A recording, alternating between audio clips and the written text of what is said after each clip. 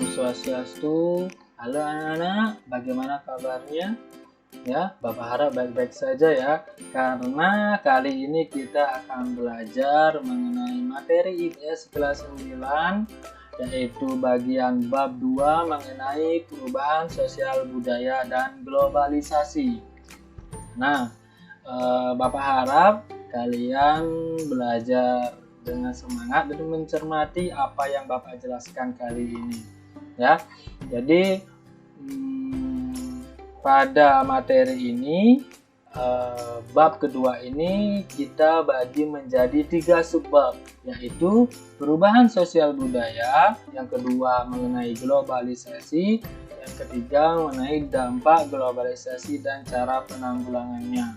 Nah, ketiga subbab ini atau section ini akan Bapak bagi menjadi 2 video. Nah, jadi untuk kali ini Bapak akan menjelaskan mengenai perubahan sosial budaya.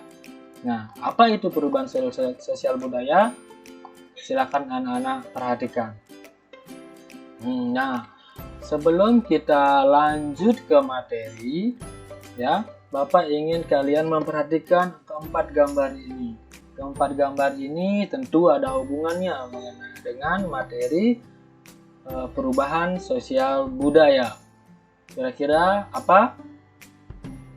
Ya, jadi jika kita perhatikan keempat gambar ini, kita bisa bagi menjadi 2 kelompok secara vertikal. Ya, yang di sebelah kanan atau yang di atas Bapak itu terlihat anak-anak yang sedang bermain menggunakan teknologi, ya, jadi sudah modern zaman sekarang. Nah, kalau yang di sebelah kiri, yang di atas terlihat orang sedang bermain sepak bola, dan di bawahnya orang yang sedang bermain balapan dengan menggunakan ban motor atau sepeda. Nah, kedua gambar ini juga sama-sama bermain, tapi menggunakan alat yang lebih tradisional. Nah, apa hubungannya sekarang dengan materi kita hari ini? Hubungannya adalah kedua gambar tersebut sama-sama bermain, tetapi cara bermainnya berbeda seiring perkembangan zaman. Ya, jadi seiring perkembangan zaman, cara kita bermain, bekerja, ataupun aktivitas lainnya pasti akan mengalami perubahan karena adanya perubahan sosial dan budaya. Seperti itu. Paham ya? Jadi untuk selanjutnya Bapak akan jelaskan apa itu pengertian, penyebab, dan bentuk-bentuk dari perubahan sosial budaya. Oke, sekarang kita lanjutkan. Nah, pertama dari pengertiannya dulu, ya. Yang pertama, perubahan sosial. Perubahan sosial merupakan perubahan pada lembaga-lembaga kemasyarakatan di dalam suatu masyarakat yang mempengaruhi sistem sosialnya, termasuk nilai-nilai sikap dan perilaku di antara kelompok-kelompok dalam masyarakat. Maksudnya adalah, jadi segala perubahan-perubahan yang terjadi di lembaga kemasyarakatan itu namanya perubahan sosial, baik itu dalam bentuk sistemnya, nilai-nilai atau maknanya, sikap maupun perilaku masyarakat sendiri. Jadi segala perubahan di dalam lembaga masyarakat itu namanya perubahan sosial. Kemudian yang kedua, pengertian dari perubahan budaya. Ya. Jadi perubahan budaya adalah proses pergeseran, pengurangan, penambahan, dan perkembangan unsur-unsur dalam suatu kebudayaan. Jadi maksudnya perlu anak-anak ketahui dulu sebelumnya, di dalam budaya itu bisa kita bagi menjadi 7 unsur kebudayaan. Apa saja? Di antaranya adalah ada bahasa, pengetahuan, sistem organisasi kemasyarakatan, kemudian sistem teknologi, sistem ekonomi, sistem religi, dan sistem kesenian. Nah, jadi kita kelompokkan budaya itu dibagi menjadi 7 unsur yang tadi. Nah, ketika 7 unsur tadi mengalami pergeseran atau pengurangan, penambahan, dan ataupun pengembangan, itu sudah dinamakan perubahan budaya. Ya, segitu paham kan? Nah, kemudian pasti Bapak yakin kalian bertanya, kenapa kok materi perubahan sosial dan perubahan budaya itu dijadikan satu, perubahan sosial budaya. Harusnya kan bisa dipisahkan sedikit. Jadi biasanya kan bidang sosial, budaya, politik, dan lainnya biasanya kan itu dipisah. Jadi ini kenapa kok di materi ini dijadikan satu? Itu karena yang namanya sosial dan budaya itu tidak bisa dilepaskan. Segala yang berhubungan dengan masyarakat pasti berhubungan dengan budaya, ya. Dan budaya itu merupakan bagian dari masyarakat. Jadi kalau ada perubahan sosial pasti ada hubungannya dengan perubahan budaya. Maka dari itu kedua bidang ini tidak bisa dipisahkan. Ya, paham ya? Itu dari pengertiannya. Sekarang kita lanjut bentuk-bentuk perubahan sosial budaya. Nah, jika kita amati perubahan sosial budaya itu dapat kita bagi menjadi 3 bagian. Bisa kita lihat berdasarkan 3 bentuk. Yang pertama, perubahan sosial budaya berdasarkan waktunya. Nah, dibedakan berdasarkan waktunya ada evolusi dan revolusi. Nah, secara umum yang evolusi itu lebih lambat dan revolusi itu lebih cepat. Ya, biasanya yang evolusi itu suatu yang berhubungan dengan perubahan kebiasaan yang lama. Misalnya pekerjaan. Kalau dulu mungkin pekerjaannya petani, nelayan, terus kemudian berkembang menjadi perkantoran, dan sekarang mungkin yang booming adalah profesi YouTuber. Ya, itu sekarang sudah menjadi pekerjaan dan banyak orang yang menjadikan penghasilan utama dari profesi YouTuber tersebut. Nah, itu prosesnya tidak cepat, lama. Jadi ada waktu yang sangat lama untuk bisa adanya profesi ini, dan nantinya pasti akan terus berkembang. Sama juga seperti anak-anak desa, mungkin ada daerah-daerah pedalaman yang ingin sekolah. Kalau bisa kita lihat di berita-berita kan, dia melewati sungai, melewati jalan yang panjang atau lama sekali agar bisa sekolah. Tapi nanti seiring perkembangan zaman dibangun jembatan. Nah, membangun jembatan itu perlu proses yang lama. Ya, jadi itu namanya evolusi. Kemudian yang kedua itu adalah revolusi. Jadi mungkin kalau evolusi tadi yang lambat, revolusi ini lebih cepat. Ya, lebih cepat dia. Nah, biasanya situasi ini terjadi karena ada situasi atau kondisi yang mendesak. Ya, ataupun juga mungkin bisa juga karena sekelompok orang yang memiliki kekuatan untuk mendorong situasi tersebut. Contohnya adalah revolusi industri. Jadi ya, kita berbicara sejarah sedikit ya. Revolusi industri itu sudah terjadi 4 kali, yaitu yang terakhir 4.0.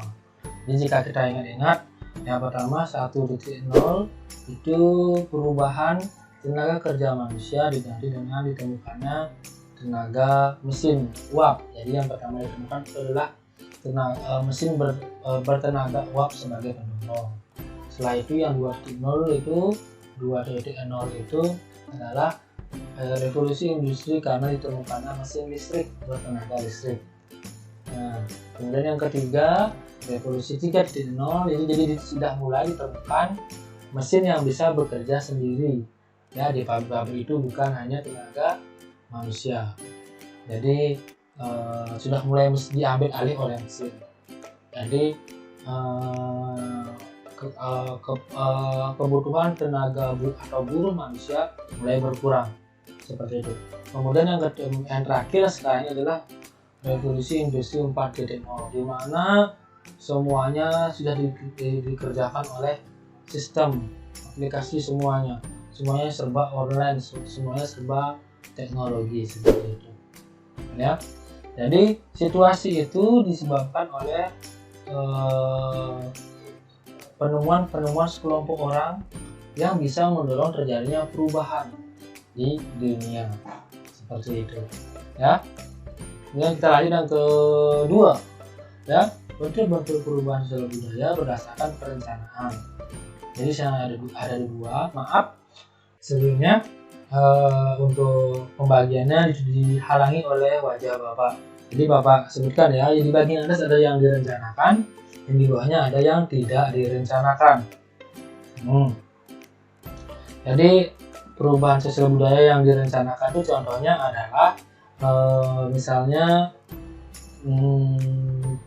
Dewan Perwakilan Rakyat yang sedang menyiapkan undang-undang baru untuk melindungi masyarakatnya ya. Misalnya jadi di DPR itu kan melihat kondisi masyarakat, ada yang perlu ada yang salah dan ada yang perlu dibuatkan aturan agar masyarakat lebih sejahtera ataupun untuk melindungi masyarakat, maka dibuatkanlah undang-undang tersebut. Nah, undang-undang ini adalah perubahan yang direncanakan seperti itu ya, dan biasanya dilakukan untuk terjadi hal-hal yang positif biasanya. Kemudian yang kedua yang tidak direncanakan. Nah ini jadi biasanya contohnya adalah bencana. Nah bencana itu kan suatu yang tidak direncanakan, misalnya gempa bumi, tsunami, ataupun kondisi pandemi seperti sekarang ini ya. Seperti sekarang ini kan kenapa kalau disebut pandemi, karena dia sudah meresahkan seluruh warga dunia. Jadi situasi gawat yang terjadi di seluruh muka bumi. Nah maka dari itu kita perlu merubah gaya hidup kita, mungkin lebih sehat lagi. Yang biasanya dulu jarang, mungkin tidak semua orang menggunakan masker, tapi sekarang sudah semua menggunakan masker. Kemudian mungkin dulu tidak ada orang yang setiap pergi pulangnya mandi ataupun cuci tangan dengan bersih ya. Sekarang kita dipaksa atau diwajibkan, diharapkan untuk melakukan itu. Jadi tujuannya apa? Adalah untuk mencegah corona menyebar. Jadi agar membatasi penyebaran corona tersebut, perlu diberlakukan perubahan budaya, gaya hidup kita seperti itu ya. Kemudian ya, bentuk-bentuk perubahan sosial budaya yang terakhir adalah berdasarkan pengaruhnya ya. Misalnya yang pertama skala kecil. Jadi perubahan ini terjadi di kelompok masyarakat yang lebih kecil, jadi tidak di dunia. Contohnya adalah misalnya ada sekarang ini kan lagi viral TikTok nih. Nah kan ada goyang-goyang tertentu mungkin yang viral di dunia, tapi ada sebagian yang goyang-goyang TikTok yang viral hanya di Indonesia saja.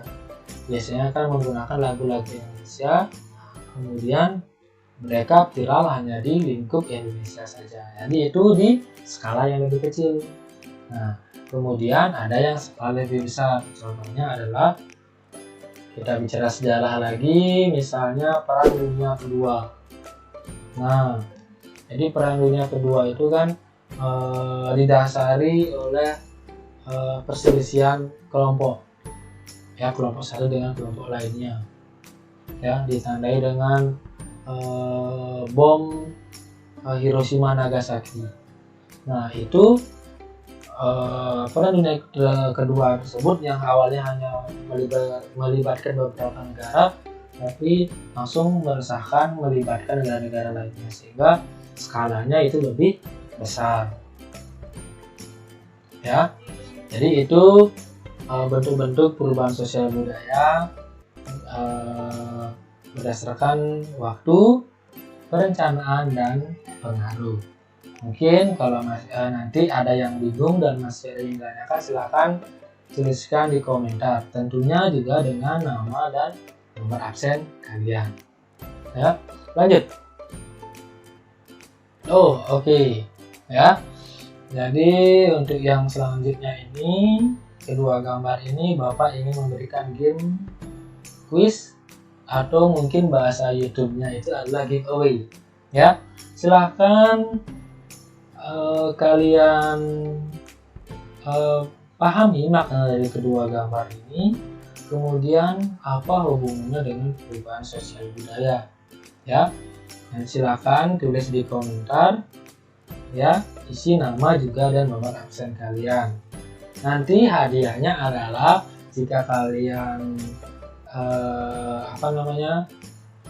remedial atau mendapat nilai ulangan yang kurang baik, untuk kegiatan menyusulnya akan Bapak berikan free fast. Artinya kalian bisa tidak mengikuti kegiatan remedial tersebut. Ditunggu ya, silahkan komentar di kolom komentar di YouTube. Tentunya juga untuk mendukung konten YouTube Bapak atau akun channel YouTube Bapak, silahkan langsung di subscribe, like, dan juga komen. Tentunya di share juga ya. Nah, kita lanjut nih ke materinya sekarang. Nah, kemudian penyebab terjadinya perubahan sosial budaya juga yang akan kita bahas hari ini ya. Jadi penyebabnya itu ada dua, ada yang dari dalam kelompok masyarakat, ada yang dari luar kelompok masyarakat ya. Jadi kalau kita pahami yang dari dalam masyarakat dulu ya, itu adalah perubahan jumlah penduduk biasanya penyebabnya, kemudian penemuan baru ataupun inovasi, kemudian pertentangan atau konflik internal dari dalam masyarakat, dan juga ada pemberontakan atau revolusi yang dilakukan oleh salah satu warga ataupun masyarakatnya ya. Itu kemudian yang dari luar biasanya disebabkan oleh lingkungan atau alam atau kondisi alamnya ya. Kemudian adanya peperangan dari luar yang mempengaruhi kelompok atau masyarakat tertentu. Kemudian yang terakhir adalah kebudayaan atau masyarakat lain yang mempengaruhi budaya masyarakat lainnya juga, seperti itu. Jadi intinya di sini adalah suatu hal yang disebabkan oleh di dalam masyarakat tertentu atau adanya pengaruh dari luar yang masuk ke masyarakat tersebut, seperti itu ya. Itu. Nah, untuk selanjutnya yang terakhir, jadi ini sebenarnya sesuatu yang berhubungan dengan materi persebaran sosial budaya dan juga globalisasi. Jadi yang namanya perkembangan dunia, perubahan-perubahan yang ada di dunia, dan juga masalah globalisasi, tidak bisa kita pungkiri pasti ada pengaruh dari perbedaan negara maju dan berkembang. Karena biasanya negara maju tentu memiliki segala hal yang mempengaruhi negara berkembang, karena negara berkembang biasanya berketergantungan dengan negara maju, apalagi negara yang miskin. Jadi tidak bisa dipungkiri negara maju merupakan tolak ukur perubahan sosial budaya yang terjadi di dunia. Bisa kita lihat di sini di seluruh bumi ya di bumi maksud Bapak. Jadi ada beberapa negara-negara maju ya itu yang biru tua. Yang biru tua itu menandakan bahwa negara tersebut negara maju ya. Dari bawah bisa kita ada Australia ya di pojok kanan, kemudian di Amerika dan Kanada, dan tentunya negara-negara Eropa bagian barat ya, Inggris, Italia ya. Dan yang terakhir tentunya perwakilan dari Asia adalah wilayah Asia Timur, Korea, Jepang, seperti itu ya, itu adalah negara-negara maju. Kemudian yang biru itu juga masih tergolong negara maju, hanya saja tidak terbaik, tidak semaju negara-negara yang biru tua tadi. Yang biru muda tadi, yang biru muda ini adalah negara-negaranya ada di satu negara di Amerika Selatan, kemudian wilayah Eropa Timur, ya. Eropa Timur itu termasuk Rusia di sana. Kemudian untuk yang kuning itu merupakan negara berkembang.